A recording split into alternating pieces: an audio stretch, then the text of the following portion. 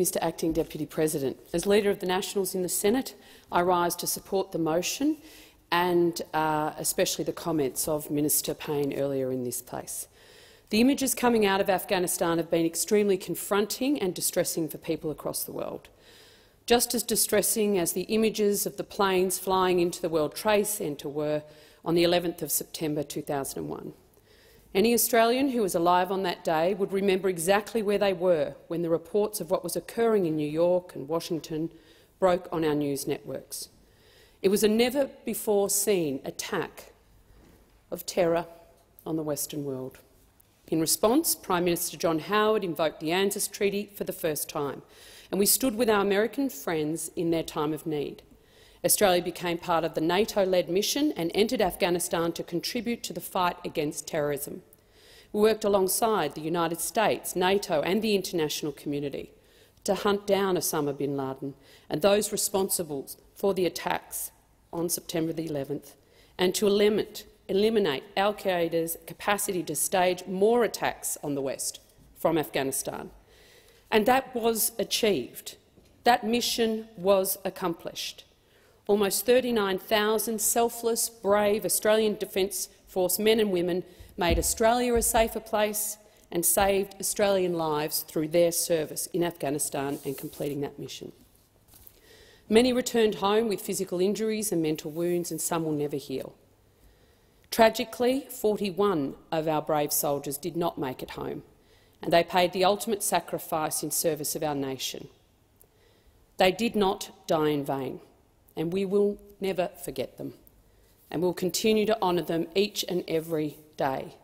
Australia owes a great debt of gratitude to all our veterans who have served with distinction, as well as gratitude to their families who have supported them during their service and beyond. Their service and those of other agencies gave Afghans a chance for a better future.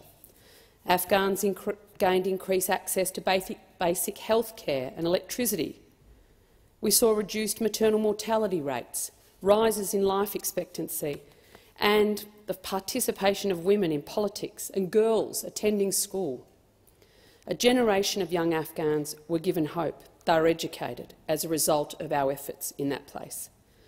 Our veterans, Border Force personnel, federal police officers and humanitarian aid workers should hold their heads up high. The cause was and always will be a just one. They must carry with them the knowledge that they did their nation and the world proud, and that their fellow Australians, as we are in this place, are proud of them for serving in our national interest. I also had the privilege during my time in this place to be part of an Australian Defence Force exchange program, to visit our Minhad and meet with soldiers being deployed into Afghanistan, to visit Tarankout, a uniquely Australian base with a very uniquely Australian vibe.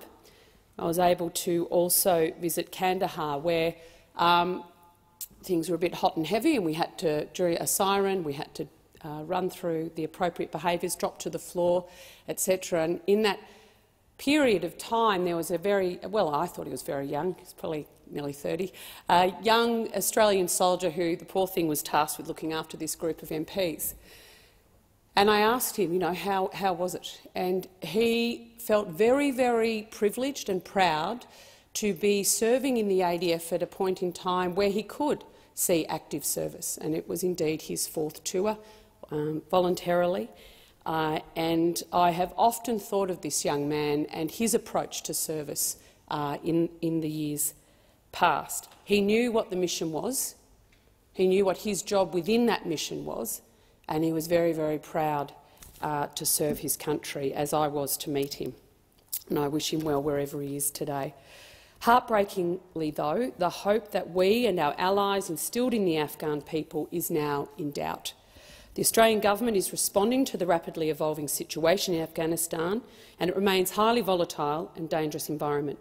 Ministers are meeting daily to lead the response to the crisis, and I'm sure we all thank them, Minister Dutton, Minister Payne, the Prime Minister, Minister Andrews, in ensuring that we maintain that our top priority is the safe and orderly departure of Australian citizens and visa holders.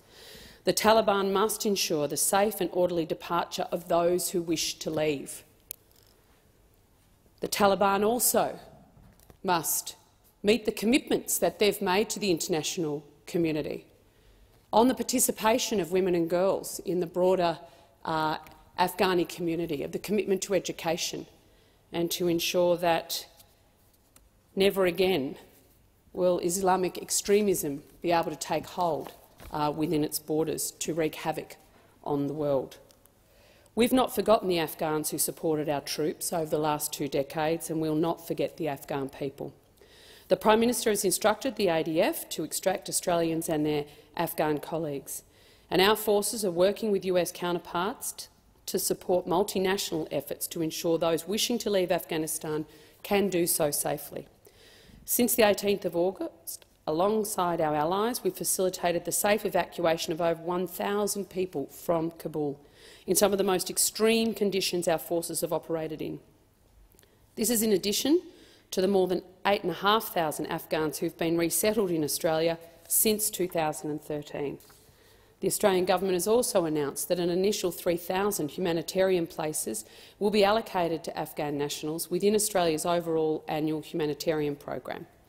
And we anticipate that this initial allocation will increase over the course of this year. As the Prime Minister has said, this is a floor, not a ceiling. I want to express to the people of Afghanistan, we are thinking of you. We will continue to support you and do whatever we can to ensure your safety. Right now, our Australian Defence Force personnel are continuing to make sure Afghan people have access to the same lives, the same freedoms and the same protections we in Australia have. We are committed to doing everything we can in the time we have to get as many people out as safely as possible. Lastly, I ask all veterans, all Australians, to do a very Australian thing, check in on your mates, support those who have served during this very difficult time. And to those who need it, I remind all veterans and their families of their access to Open Arms Veterans and Families Counselling Service. Don't hesitate to call 1800 011 046. We stand ready to support these incredible Australians and thank every single one of them for their service.